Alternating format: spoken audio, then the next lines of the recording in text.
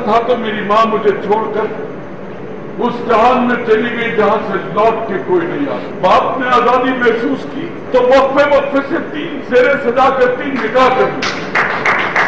तमासील theatre Lahore में कायम होने वाला पहला कमर्शियल थिएटर था जो जदीद लाइटिंग और कैमरों से मुज़य्यन था। इस थिएटर को बनाने वाले अफजाल अहमद थे जो खुद भी स्टेज पर फन के जलवे बखेरते दिखाई देते। अफजाल अहमद के इंतकाल पर तमासील थिएटर को अफजाल अहमद की लाजवाल फनी खिदमात गर्दाना जा रहा है। तमासील थिएटर को अफजाल अहमद ने बनाया ये तो सभी जानते हैं, लेकिन उन्हें ये थिएटर बनाने की नौबत क्यों पेश आई? थिएटर बनाने में वालिदा ने किस तरह साथ दिया? करोड़ों रुपए मालियत के तमासील थिएटर बनाने की दिलचस्प दास्तान हम सुनाएंगे आज की इस वीडियो में। बड़ा बेरहम है प्रोफेसर, जिसे हम अपने बेटे का दुश्मन समझ रहे थे वो हमारा भी पुराना। अफजाल अहमद का थिएटर के साथ चोली दामन का साथ रहा। उन्होंने थिएटर में परफॉर्म किया। फिर एक वक्त आया कि वो ड्रामे बनाने में लगे। उस जमाने में लाहौर का अलहमरा हॉल हुआ करता था जहां पर थिएटर होता था। सब फनकारों की ये ख्वाहिश होती थी कि अलहमरा में परफॉर्म करें, क्योंकि जो फनकार अलहमरा में जलवागर हो जाता उसे कामयाबी का टिकट थमा दिया जाता। तो ड्रामा प्रोड्यूसर और डायरेक्टर अपने ड्रामे को लेकर अलहमरा जाया करते ताकि उन्हें आवाम की बड़ी तादाद के सामने पेश कर सकें। अफजाल अहमद भी अलहमरा में ड्रामे पेश करते थे। एक दिन इत्तेफाक से कुछ यूं हुआ कि उनकी अलहमरा वालों के साथ किसी बात पर तकरार हो गई,